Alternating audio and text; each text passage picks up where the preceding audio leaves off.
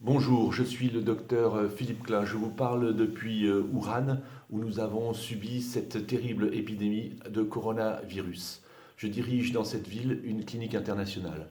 Cela fait maintenant 2 mois et demi qu'a débuté à Wuhan une épidémie que les autorités scientifiques chinoises ont rapidement imputée à un nouveau virus qu'aucun système immunitaire ne connaît sur la planète, en l'occurrence un nouveau coronavirus. C'était pour nous une situation inédite, avec un ennemi inconnu et invisible, et il a fallu s'adapter jour après jour et lutter dans une véritable course contre la montre. Cette lutte a rapidement pris la tournure d'une guerre que nous avons menée avec un courage, une solidarité et un esprit de sacrifice collectif. Maintenant, je veux prendre la parole. Je veux prendre la parole pour expliquer aux Français ce qui s'est passé ici, afin qu'ils comprennent ce qu'il faudra faire chez nous pour arriver au même résultat.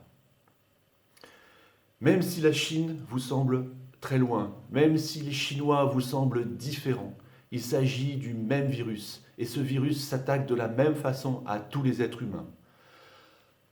Malgré tous les efforts réalisés en Chine pour arrêter cette épidémie, le virus est aujourd'hui en train de se répandre et de se multiplier en Europe et chez nous. J'ai vu sur la télévision française des spécialistes dire qu'il ne fallait pas s'inquiéter. Alors que la situation se détériore rapidement maintenant en France, ils se rappelaient, ces spécialistes, tout à coup, que le virus était passé par la Chine, que l'épidémie était maintenant finie en Chine et qu'il allait en être de même en France, peut-être sans trop rien faire. Alors, il s'agit là d'une méconnaissance totale de ce qui a été fait ici à Wuhan et dans le Roubaix, de cette guerre implacable qui a été organisée contre le coronavirus dans l'optique de protéger la Chine continentale et le monde, d'éviter une surmortalité et de permettre aux habitants de reprendre une vie normale, une vie sociale normale le plus rapidement possible.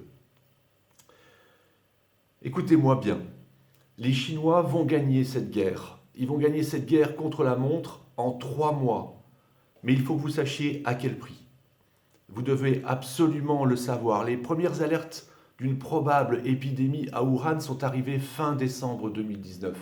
Puis les cas ont augmenté jour après jour pour s'accélérer après que l'on ait eu l'annonce que la transmission pouvait être entre les êtres humains. Les autorités chinoises, elles ont alors réagi en mettant en quarantaine la province du Hubei, où se situe la ville de Wuhan. Ça veut dire mettre en quarantaine 56 millions de personnes. Ils l'ont fait le 23 janvier 2020. Au début, il s'agissait d'arrêter les transports en commun, les commerces, fermer les gares et fermer l'aéroport international, fermer les frontières de la province. En ce qui concerne les écoles, fort heureusement, elles étaient déjà fermées depuis plus de 2 semaines, car nous étions au moment du Nouvel An chinois. Les gens pouvaient à ce moment-là toujours se déplacer pour aller s'acheter à manger ou bien pour se promener. Pour nous, les médecins, il fallait absolument s'adapter à cette nouvelle situation. Nous manquions de masques, nous manquions de protection, nous manquions de lits. À ce moment, la prise en charge des patients présentant des symptômes peu marqués, c'est-à-dire 85% des personnes dans le cadre de cette infection, étaient confinées à leur domicile. À la mi-février, les autorités chinoises ont constaté que toutes ces mesures étaient insuffisantes.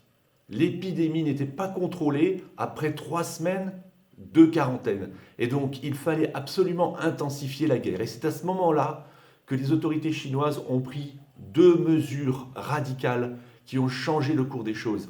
2 mesures radicales qui ont permis de finalement contrôler en 4 semaines l'épidémie. La première chose a été qu'ils ont imposé un confinement strict à toute cette population de 56 millions de personnes, c'est-à-dire la nécessité de rester dans ces appartements. Et ceci a été permis parce qu'il y a eu une solidarité autour d'une chaîne logistique pour alimenter toutes ces personnes, pour leur apporter à manger.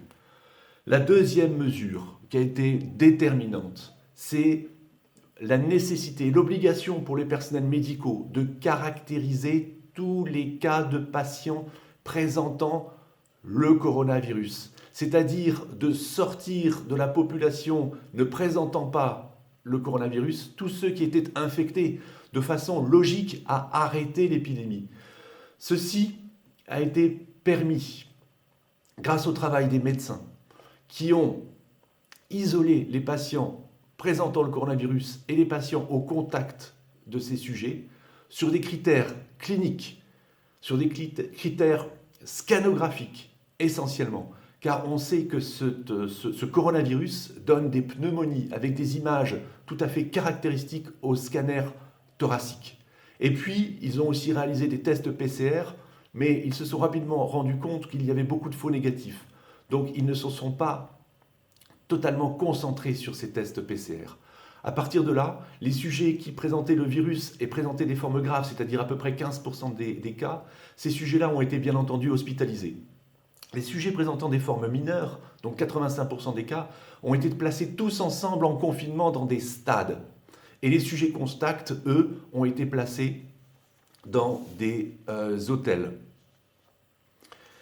Je peux vous dire que la population chinoise, elle a adhéré avec courage, avec patience, avec solidarité, parce qu'elle a rapidement compris la gravité de la situation et qu'elle a rapidement compris les enjeux.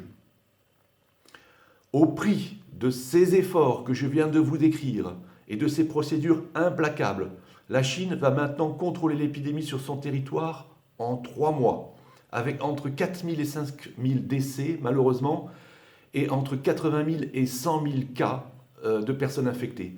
Mais que sont ces chiffres par rapport à une population de 1,5 milliard de personnes ? Je vous parle ici parce que j'ai la conviction intime, pour l'avoir vécu dans ma chair, avoir vécu toute cette crise sanitaire ici à Wuhan, en Chine, que toute mesure moins performante que celles appliquées en Chine entraîneront un plus grand nombre de morts et des conséquences économiques désastreuses dues à une épidémie plus longue dans le temps. Je vous exhorte donc, vous Français, à appliquer à notre façon, dans un souci de santé publique et dans un souci de protection des individus, les règles de maîtrise efficaces prouvées ici par la Chine, et cela le plus vite possible et de façon implacable. J'ai une pensée énorme pour les patients qui souffrent en France, pour mes collègues médecins et les infirmières, ainsi que pour toute la population. Je vous soutiens de tout mon cœur parce que je suis passé par là.